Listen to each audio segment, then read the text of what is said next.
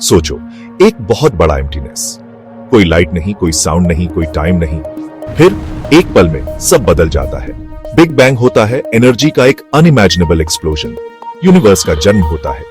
Universe तेजी से फैलता है, जैसे एक बलून इनक्रेडिबल स्पीड से फूल रहा हो। इस शुरुआती एक्सप्लोजन से स्पेस और टाइम का फैब्रिक बनता है। एनर्जी पार्टिकल्स में बदल जाती है, जो मैटर के बिल्डिंग ब्लॉक्स हैं।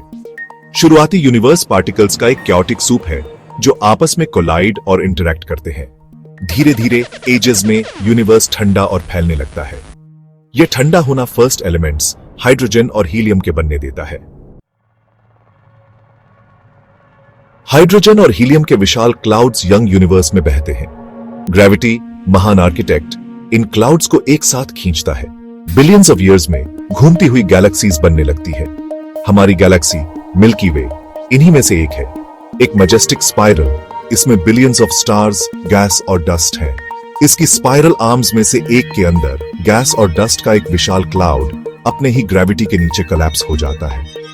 यह रोटेटिंग क्लाउड, जिसे सोलर नेबुला कहते हैं, आखिरकार हमारे सन और प्लैनेट्स को जन्म देगा। जैसे ही नेबुला कोलैप्स होती है, यह तेजी से स्पिन करती है, एक डिस्क में फ्लैट हो जाती है। सेंटर में सन इग्नाइट होता है, न्यूक्लियर फ्यूजन से जलता है। नवजात सन के चारों ओर डस्ट और गैस आपस में चिपकने लगते हैं। ये क्लम्प्स ग्रेविटी द्वारा खींचे, कोलाइड होते हैं और चिपक जाते हैं, धीरे धीरे बड़े होते जाते हैं। ऐसे प्लैनेट्स बनते हैं। अर्थ, हमारा घर, इस कैओटिक डांस में बनता है। शुरुआती अर्थ एक हेलिश दुनिया है, एस्ट्रॉइड्स और कॉमेट्स द्वारा बॉम्बार्ड की गई। इंपैक्ट एनर्जी प्लैनेट की सरफेस को पिघला देती है, एक मैग्मा ओशन बनाती है। लाखों सालों में अर्थ ठंडी होने लगती है। पिघली हुई सरफेस जम जाती है, जिससे फर्स्ट कॉन्टिनेंट्स बनते हैं। वोल्केनोज फटते हैं, एटमॉस्फेयर में गैसेस छोड़ते हैं। वाटर वेपर कंडेंस होता है, जिससे फर्स्ट ओशंस बनते हैं। अर्थ बदल जाती है। अपने हिस्ट्री के शुरुआती दिनों में अर्थ एक कैटास्ट्रोफिक इवेंट एक्सपीरियंस करती है। एक मार्स साइज्ड ऑब्जेक्ट हमारे यंग प्लैनेट से टकराती है। इंपैक्ट विनाशकारी है। अर्थ की सरफेस के ज्यादातर हिस्से को वेपराइज कर देता है। कलिजन से डिब्रीज स्पेस में फैल जाता है। ये डिब्रीज ग्रेविटी से बंधा हुआ हमारे मून को बनाता है। मून का ग्रेविटी अर्थ के रोटेशन को स्टेबलाइज करता है। इसके एक्सिस के वाइल्ड स्विंग्स को रोकता है। मून का ग्रेविटेशनल पुल अर्थ पर टाइड्स भी बनाता है। ये टाइड्स मून के स्टेबल इन्फ्लुएंस के साथ लाइफ के डेवलपमेंट में इंपॉर्टेंट रोल निभाते हैं। अर्थ और मून हमेशा के लिए कनेक्टेड अपना सेलेस्टियल डांस शुरू करते हैं। पार्ट 5, लाइफ को फुटहोल्ड मिलता है, एग्जिस्टेंस की स्पार्क। अर्थ के प्रिमिटिव ओशंस में एक रिमार्केबल चेंज होता है। यहां लाइफ की शुरुआत के लिए जरूरी एलिमेंट्स इकट्ठा होने लगते हैं। सिंपल ऑर्गेनिक मॉलिक्यूल्स, लाइफ के बिल्डिंग ब्लॉक्स, इकट्ठा होने लगते हैं। ये मॉलिक्यूल्स जो पहले स्कैटर्ड थे, अब कॉम्प्लेक्स स्ट्रक्चर्स बनाते हैं। यह कैसे हुआ? यह साइंस के सबसे बड़े मिस्ट्रीज में से एक है। साइंटिस्ट इस प्रोसेस को समझने के लिए रिसर्च कर रहे हैं। एक थ्योरी कहती है कि लाइफ हाइड्रोथर्मल वेंट्स में शुरू हुई, जो अर्थ के अंदर से केमिकल्स को स्प्यू करने वाले डीप सी जेजर्स हैं। ये वेंट्स लाइफ के लिए जरूरी एनर्जी और केमिकल्स प्रोवाइड कर सकते थे।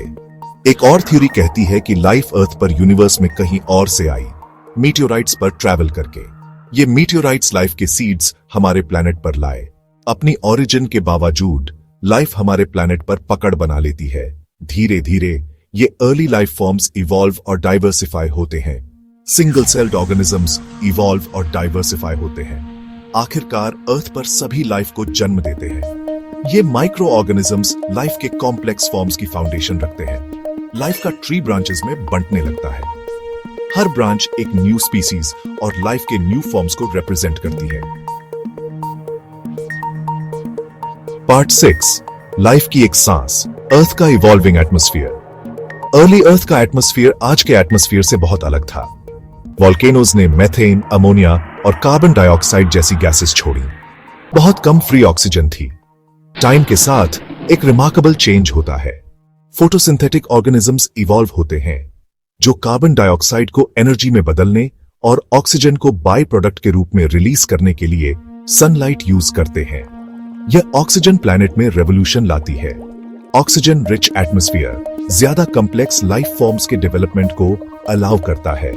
यह एक प्रोटेक्टिव ओजोन लेयर भी बनाता है जो अर्थ को हार्मफुल सोलर रेडिएशन से बचाता है। अर्थ का एटमॉस्फेयर जो कभी टॉक्सिक था, लाइफ सपोर्टिंग बन जाता है। पार्ट 7, एक प्लैनेट को शेप देना, कैटाक्लिज्म्स और ट्रांसफॉर्मेशंस। अर्थ की जर्नी पीसफुल नहीं है। हमारा प्लैनेट कैटास्ट्रॉफिक इवेंट से शेप लेता है जो इसकी सरफेस को रीशेप करते हैं और लाइफ के एवोल्यूशन को स्पीड देते हैं। आइस एजेस दुनिया को जकड़ लेते हैं, कॉन्टिनेंट्स को आइस शीट्स में ढक देते हैं। सुपर कॉन्टिनेंट पैंगिया टूट जाता है, लैंड मैसेस को अलग करता है और न्यू ओशंस बनाता है। वोल्केनोस फटते हैं, एटमॉस्फेयर में ऐश और गैसेस छोड़ते हैं। विशाल एस्टेरॉइड्स अर्थ से कोलाइड होते हैं जिससे मैस एक्सटिंक्शंस होती है।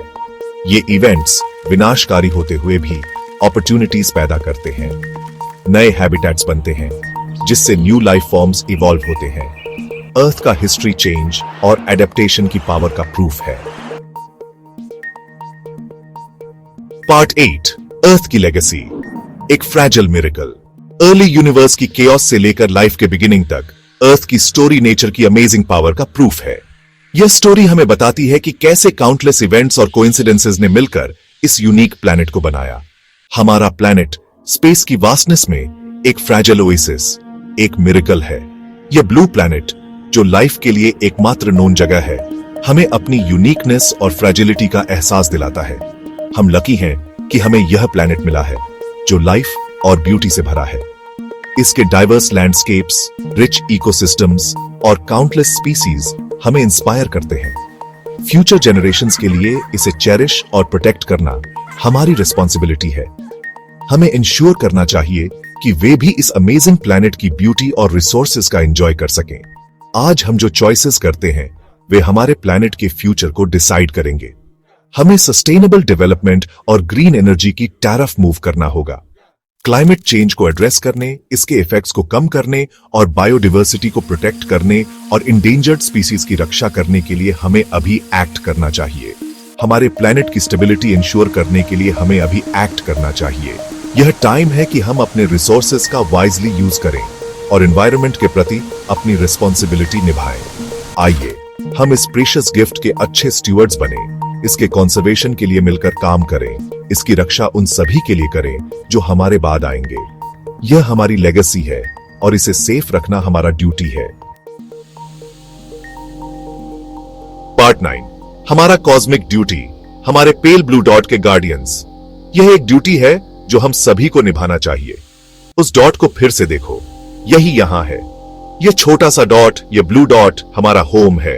यही होम है, यही हम हैं। यह वह जगह है जहां हम सभी ने अपनी लाइफ की स्टोरीज लिखी है। इस पर हर कोई जिसे आप लव करते हैं, हर कोई जिसे आप जानते हैं, हर कोई जिसके बारे में आपने कभी सुना है, हर इंसान जो कभी था, अपना लाइफ जीता है। Carl Sagan. यह थॉट हमें यूनाइट करता है। एस्ट्रोनॉमर कार्ल सेगन के ये वर्ड्स हमें यूनिवर्स में हमारे प्लेस की याद दिलाते हैं। हम कितने स्मॉल हैं, फिर भी कितने इंपॉर्टेंट। हम सभी इस पेल ब्लू डॉट के रेजिडेंट्स हैं जो एक सनबीम में लटका हुआ है। यह एक यूनिक और फ्रैजिल प्लेस है। हमारा प्लैनेट हमारा एकमात्र होम है और इसकी रक्षा करना हमारा मॉरल ड्यूटी है। यह हमारी रिस्पॉन्सिबिलिटी है कि हम इसे सेफ रखें। आइए हम अर्थ के गार्डियंस के रूप में अपनी रोल को अपनाएं, एक सस्टेनेबल फ्यूचर बनाने के लिए मिलकर काम करें। यह एक कलेक्टिव एफर्ट है। आइए हम इंश्योर करें कि फ्यूचर जनरेशंस को एक ऐसा प्लैनेट मिले जो उतना ही वाइब्रेंट और लाइफ सपोर्टिंग हो जितना हमें मिला है। यह हमारी सबसे बड़ी लेगेसी होगी। एक्ट करने का टाइम अब है। हमें अभी स्टेप्स लेने होंगे ताकि हम एक बेटर फ्यूचर बना सकें।